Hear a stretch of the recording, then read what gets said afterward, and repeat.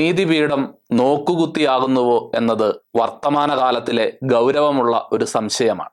കാരണം രാജ്യത്തിന്റെ നീതിപീഠം നടത്തേണ്ട വിചാരണകളും വിധി പ്രസ്താവങ്ങളും ഇവിടെ മാധ്യമങ്ങളും ആൾക്കൂട്ടങ്ങളും ചേർന്ന് നടത്തിക്കൊണ്ടിരിക്കുകയാണ്. നീതി നിർവഹണം പക്ഷപാതരഹിതമായി നിർവഹിക്കാൻ കഴിയാത്ത വിധം മാധ്യമ ആൾക്കൂട്ട വിചാരണകൾ സാക്ഷര കേരളത്തിലെ നീതിപീഠങ്ങൾക്കുമേൽ സമ്മർദ്ദ ശക്തികളായി തീരുകയാണ്. അഭയ കേസിലുണ്ടായ വിധിയിൽ ഈ യാഥാർത്ഥ്യം സുവ്യക്തമാണ്. എന്നാൽ ബിഷപ്പ് ഫ്രാങ്കോ കേസിലെ വിധി കുറ്റാരോപിതന് അനുകൂലമായപ്പോൾ നേരിട്ട് കണ്ടതുപോലെ ബിഷപ്പിനെ കുറ്റക്കാരനായി ചിത്രീകരിച്ചു പോന്നവർക്ക് അത് അവരുടെ വിലയിരുത്തലുകൾക്കേറ്റ കനത്ത ആഘാതമായിരുന്നു. സത്യാന്വേഷിയുടെ ഈ എപ്പിസോഡ് ആൾക്കൂട്ട വിചാരണകളുടെയും മാധ്യമ വിധി തീർപ്പുകളുടെയും അക്രമവാസനയും അനീതിയും വെളിപ്പെടുത്തുന്നു. ഏവർക്കും സ്വാഗതം.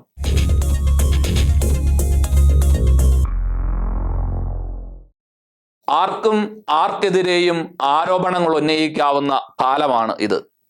ആരോപണങ്ങൾ സത്യമാണോ എന്ന് അന്വേഷിക്കുന്നതിലുപരി അത് ആർക്കെതിരെയാണ് എന്നതാണ് പൊതുവിൽ എല്ലാവരും ഉറ്റുനോക്കുന്നത്. ഈ ഉറ്റുനോട്ടം അല്ലെങ്കിൽ തുറിച്ചുനോട്ടം പൊതുസമൂഹത്തിന്റെ ബലഹീനതയാണ്.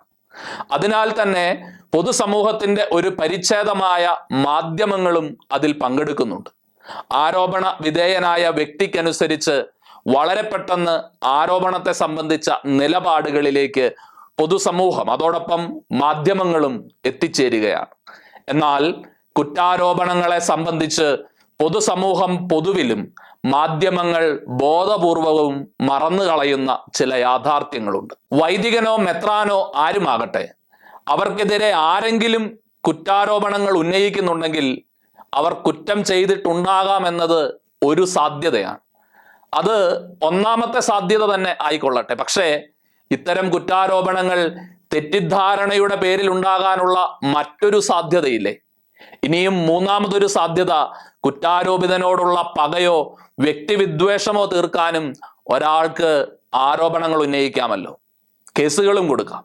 എന്തുകൊണ്ടോ പൊതുസമൂഹവും മാധ്യമങ്ങളും ആദ്യം പറഞ്ഞ സാധ്യതയ്ക്ക് വേണ്ടി മാത്രമാണ് നിലപാടുകൾ എടുക്കുന്നത്.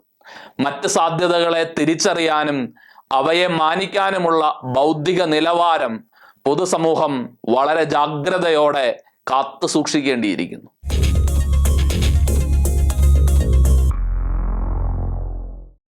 സാമൂഹ്യ മാധ്യമങ്ങൾ സാർവത്രികമായതോടെ വ്യക്തികൾ ഉൾപ്പെടുന്ന കേസുകളിലും അവരെ ലക്ഷ്യം വെക്കുന്ന ആരോപണങ്ങളിലും പൊതുസമൂഹത്തിന്റെ പരസ്യ വിചാരണകൾ ഒരു സാധാരണ പ്രതിഭാസമായി മാറിയിരിക്കുകയാണ്.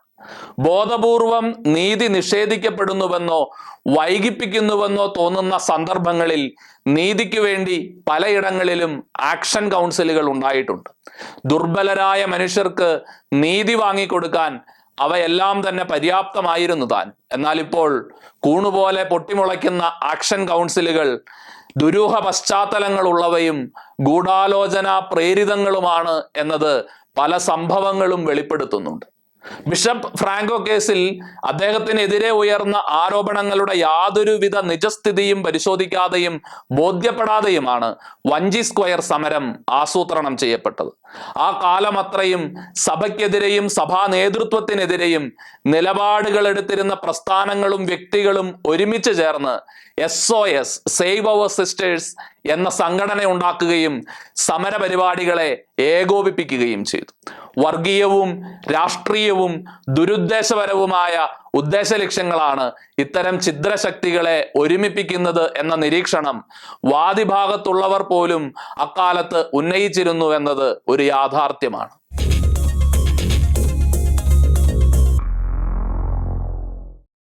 കേസുകളിൽ ആൾക്കൂട്ട വിചാരണയുടെ സാധ്യതകളെ പരമാവധി ഉപയോഗപ്പെടുത്തിക്കൊണ്ടാണ് വാർത്താ മാധ്യമങ്ങൾ അവയുടെ റേറ്റിംഗ് നിലനിർത്തുന്നത്. യഥാർത്ഥത്തിൽ കത്തോലിക്കാ സഭയ്ക്ക് പ്രതികൂലമായ സംഭവ വികാസങ്ങൾ ഉണ്ടാകുമ്പോൾ പൊതുബോധത്തെ സ്വാധീനിക്കുന്ന വിധത്തിൽ അവയെ വഷളാക്കുന്നത് ഒരു പരിധിവരെ മാധ്യമങ്ങളാണ്. ബിഷപ്പ് ഫ്രാങ്കോ കേസിൽ മാത്രമല്ല, മറ്റ് പല സന്ദർഭങ്ങളിലും ഇത്തരം മാധ്യമ സ്വാധീനങ്ങൾ നമുക്ക് കാണാൻ കഴിയും.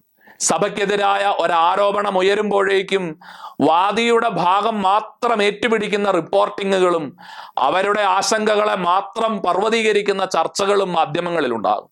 ചാനലുകൾ പടച്ചുകൂട്ടുന്ന സാങ്കല്പിക കഥകൾക്കനുസൃതം റിപ്പോർട്ടുകൾ എഴുതാൻ വർത്തമാന പത്രങ്ങളും മാസികകളും നിർബന്ധിതരാകും. ചാനൽ ചർച്ചകളിലെല്ലാം സംഭവവുമായി യാതൊരു ബന്ധവുമില്ലെങ്കിലും സഭാവിശ്വാസത്തെയും ഹയരാർക്കിയെയും അവമതിപ്പോടെ കാണുന്നവർക്ക് സംസാരിക്കാൻ അവസരവും ആവശ്യത്തിന് സമയവും കിട്ടും. സഭയുടെ ഔദ്യോഗിക വക്താക്കളെ ഒഴിവാക്കി സംവാദങ്ങളിൽ ദുർബലരായവരെ അവർ ചർച്ചകൾക്ക് തിരഞ്ഞെടുക്കും, ക്ഷണിക്കും. ഏതാനും മിനിറ്റുകൾ മാത്രം അവർക്ക് നൽകും. ചിലപ്പോൾ അവരെ വാക്കുകളിൽ കുടുക്കും, ചിലപ്പോൾ പ്രകോപനപരമായി സംസാരിച്ച് അവരെ നിശബ്ദരാക്കും, ചിലപ്പോൾ അവരുടെ ദുർബലമായ വാദമുഖങ്ങൾ ഉയർത്തിപ്പിടിച്ച് ചർച്ചയുടെ വിജയം ആഘോഷിക്കും. ഇങ്ങനെയെല്ലാം സഭാവിരുദ്ധമായ ഒരു പൊതുബോധത്തെ മാധ്യമങ്ങൾ രൂപപ്പെടുത്തിയെടുക്കും.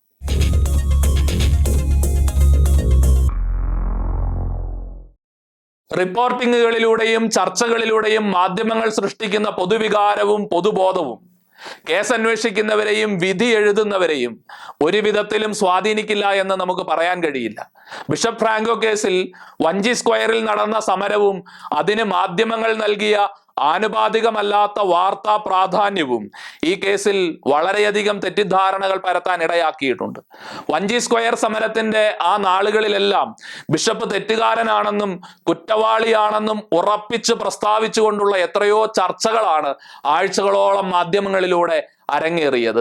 സമരപന്തലിലെ ഓരോ നിമിഷവും ഒപ്പിയെടുത്തുകൊണ്ട് മാധ്യമങ്ങൾ ആരോപണ വിധേയനെതിരായ കരുനീക്കങ്ങൾ നടത്തിയത് നിരപരാധിയാണെങ്കിൽ പോലും അയാൾ രക്ഷപ്പെടരുത് എന്ന ശക്തമായ ആഗ്രഹങ്ങൾ അവരെ ഭരിച്ചിരുന്നത് പോലെയാണ്. ഒരു മുൻ ഹൈക്കോടതി ജഡ്ജി പോലും ആ അവസരത്തിൽ അവിടെ സന്നിഹിതനായിരുന്നുവെന്നത് ഈ പൊതുബോധ നിർമ്മിതിയുടെ ക്രൂരമായ ഒരു ഭാഗമായിരുന്നു. ഇതെല്ലാം പോലീസിന്റെ അന്വേഷണത്തെ കാര്യമായി തന്നെ ബാധിച്ചിട്ടുണ്ട് എന്നത് കേസ് ഡയറിയും വ്യക്തമാക്കുന്നുണ്ട്.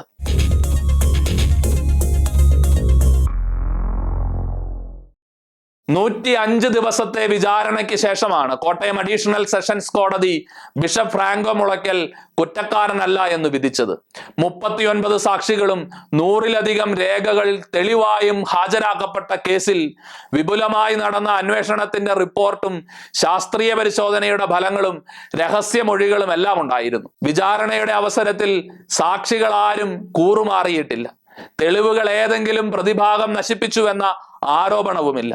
അന്വേഷണത്തോട് പൂർണ്ണമായും സഹകരിക്കുമെന്ന് പ്രഖ്യാപിക്കുക മാത്രമല്ല, അക്ഷരാർത്ഥത്തിൽ ബിഷപ്പ് അത് പാലിക്കുകയും ചെയ്തു.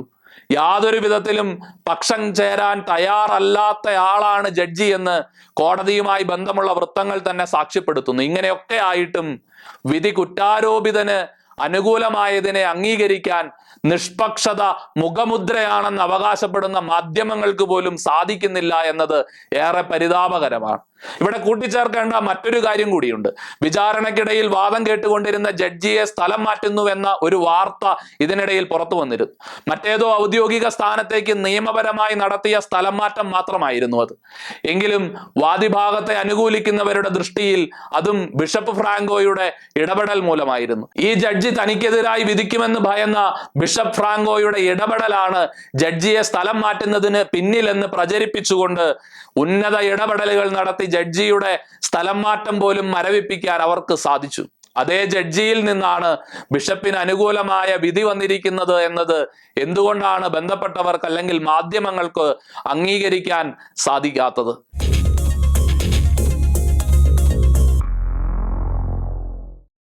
യഥാർത്ഥത്തിൽ ഒരു വ്യക്തിക്കോ പ്രസ്ഥാനത്തിനോ എതിരെ ഇത്തരത്തിൽ ആരോപണങ്ങൾ ഉയരുമ്പോൾ അല്ലെങ്കിൽ അവർക്കെതിരെ കേസുകൾ ഉണ്ടാകുമ്പോൾ അതിന്റെ പിന്നിലെ കാരണങ്ങളുടെ വിവിധ സാധ്യതകൾ പരിഗണിക്കുന്നത് കൊണ്ടാണ് ബഹുമാനപ്പെട്ട നീതിന്യായ കോടതികൾ ഉന്നയിക്കപ്പെട്ട ആരോപണങ്ങൾക്ക് സാക്ഷികളുണ്ടോ, തെളിവുകളുണ്ടോ എന്നും സാക്ഷികൾ സത്യമാണോ പറയുന്നത്, തെളിവുകൾ യഥാർത്ഥമാണോ എന്നുമൊക്കെ വിശദമായി പരിശോധിക്കുന്നത്. ബിഷപ്പ് ഫ്രാങ്കോ കേസിൽ 105 ദിവസത്തോളം നീണ്ടുനിന്ന വിചാരണയുടെ കാലയളവിൽ കോടതി ഇവയെല്ലാം വിശദമായി പരിശോധിച്ച് ബോധ്യപ്പെടുകയും ബന്ധപ്പെട്ട എല്ലാവരെയും വിശദമായി കേൾക്കുകയും അവരോട് ചോദിച്ച് മനസ്സിലാക്കേണ്ടത് മനസ്സിലാക്കുകയും ചെയ്തു.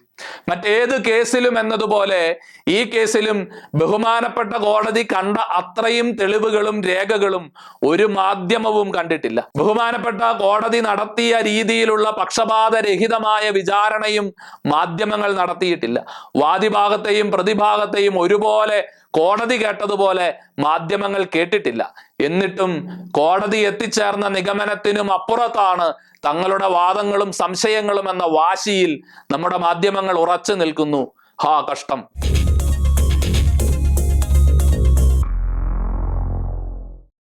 വിധി വന്ന ദിവസം വൈകുന്നേരം 9 മണി 10 മണി സമയത്ത് പോലും കോടതി വിധിയുടെ പകർപ്പ് പുറത്ത് ലഭ്യമായിരുന്നില്ല. പക്ഷേ കോടതി വിധിയെ വിമർശിച്ചുകൊണ്ട് രാവിലെ 11 മണി മുതൽ തന്നെ ചർച്ചകൾ ഉണ്ടായിരുന്നു.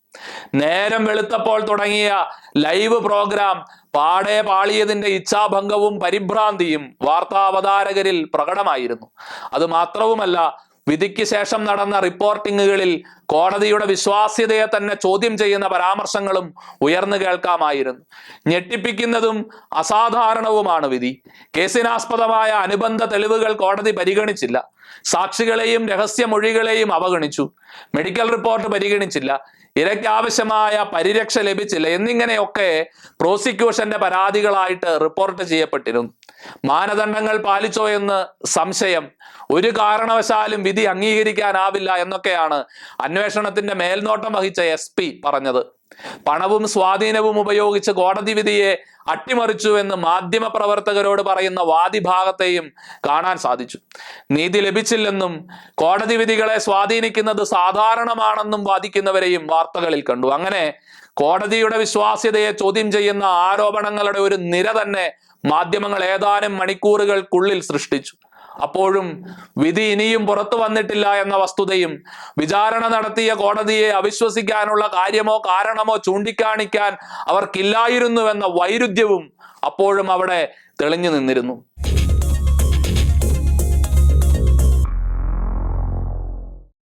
ബിഷപ്പ് ഫ്രാങ്കോ കുറ്റക്കാരനല്ല എന്നത് തെളിയുമ്പോൾ മാധ്യമങ്ങൾ അദ്ദേഹത്തിന്റെ നിരപരാധിത്വം അംഗീകരിക്കാനാവാതെ നടത്തുന്ന ബഹളങ്ങൾക്കിടയിൽ മുങ്ങിപ്പോകുന്ന ചില ചോദ്യങ്ങളുണ്ട്. അദ്ദേഹം നിരപരാധിയാണെങ്കിൽ ഈ കേസിന്റെ പിന്നിലെ ഗൂഢാലോചനകളുടെ ഉദ്ദേശം എന്താണ്?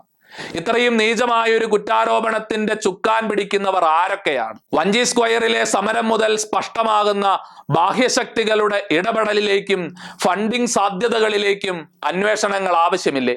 ഈ ചോദ്യങ്ങൾ ഉറച്ച ശബ്ദത്തിൽ ചോദിക്കേണ്ടിയിരിക്കുന്നു. സത്യത്തെ സ്നേഹിക്കുന്നവർക്ക് അത് ചോദിക്കാനുള്ള തന്റെ ഇടമുണ്ടാകട്ടെ.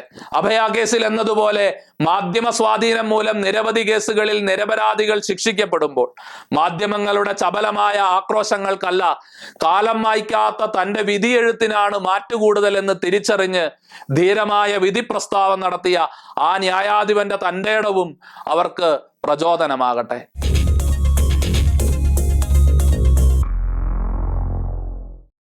ബിഷപ്പ് ഫ്രാങ്കോ മുളയ്ക്കൽ കുറ്റാരോപിതനായിരുന്ന കേസിന്റെ വിധി കോട്ടയം അഡീഷണൽ സെഷൻസ് കോടതി പറഞ്ഞപ്പോൾ ഒരു പ്രമുഖ ചാനലിന്റെ വാർത്താ അവതാരകൻ റിപ്പോർട്ടറോട് ചോദിച്ചത് ഇതാണ്: ഇത് പൊതുസമൂഹം ആഗ്രഹിക്കുന്ന വിധിയല്ലല്ലോ. കുറ്റം ചെയ്തവരാണ് ശിക്ഷിക്കപ്പെടേണ്ടത് എന്ന സാമാന്യവും നീതിയുക്തവുമായ ചിന്തയേക്കാൾ പൊതുസമൂഹത്തിന്റെ ആഗ്രഹത്തിന് വിരുദ്ധമായി പോയി കോടതി വിധി എന്ന് സങ്കടപ്പെടുന്ന വാർത്താ അവതാരകൻ മേൽ സൂചിപ്പിച്ചു വന്ന അധപ്പതിച്ച മാധ്യമ സംസ്കാരത്തിന്റെ ചെറിയ ഒരു പതിപ്പാണ്. സെഷൻസ് കോടതി ജഡ്ജിയുടെ ഒറ്റവരി വിധി പുറത്തു വന്നതോടെ വിരളി പിടിച്ചതുപോലെ കേരളത്തിന്റെ മുഖ്യധാരാ മാധ്യമങ്ങൾ പുലമ്പുന്നത് കേട്ടിരിക്കുക തന്നെ അസഹ്യമായിരുന്നു. ഇച്ഛാഭംഗത്തിന്റെ കോട്ടുമിട്ട് ഇരുണ്ട മുഖത്തോടെ കുറെ അധികം പേർ മൂർച്ചയില്ലാത്ത ആരോപണങ്ങളുമായി മാറി മാറി വാർത്തകളിൽ പ്രത്യക്ഷപ്പെട്ടു. അവർക്കാർക്കും കോടതി വിധി ദഹിച്ചിട്ടില്ല എന്ന് വ്യക്തം. സത്യത്തെ അംഗീകരിച്ച് ശീലമില്ലാത്തവർക്ക് ഈ ബുദ്ധിമുട്ട് സ്വാഭാവികം മാത്രം. സത്യാന്വേഷിയുടെ ഈ എപ്പിസോഡ് ഇവിടെ പൂർണ്ണമാവുകയാണ്. തമസ്കരിക്കപ്പെടുകയും വളച്ചൊടിക്കപ്പെടുകയും ചെയ്യുന്ന സത്യങ്ങളും നിഷേധിക്കപ്പെടുന്ന നീതിക്ക് പിന്നിലെ ഗൂഢാലോചനകളും സത്യസഭയുടെ മായം ചേർക്കാത്ത പ്രബോധനങ്ങളും സത്യത്തോട് മാത്രം കൂറുപുലർത്തുന്ന നിലപാടുകളുമായി സത്യാന്വേഷി വീണ്ടും അടുത്തയാഴ്ച. നിങ്ങളുടെ അഭിപ്രായങ്ങളും നിർദ്ദേശങ്ങളും താഴെ കാണുന്ന ഇമെയിലിൽ ഞങ്ങൾക്ക് എഴുതുക. സത്യം നിങ്ങളെ സ്വതന്ത്രരാക്കട്ടെ.